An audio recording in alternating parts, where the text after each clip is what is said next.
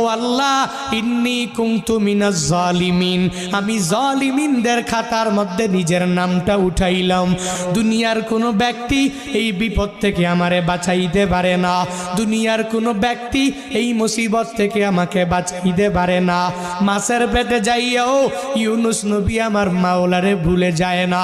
ইউনুস নবী যখন আল্লাহকে জানাইয়া দেয়, আল্লাহ লা ইলাহা ইল্লা আনতা, ও দয়ার মালিক তুমি ছাড়া কোনো ইলা নাই, তুমি ছাড়া কোনো মাবুদ নাই, তুমি ছাড়া কোনো মাসুক নাই, তুমি ছাড়া ইবাদত পাওয়ার যোগ্য দুনিয়াতে কেউ নাই।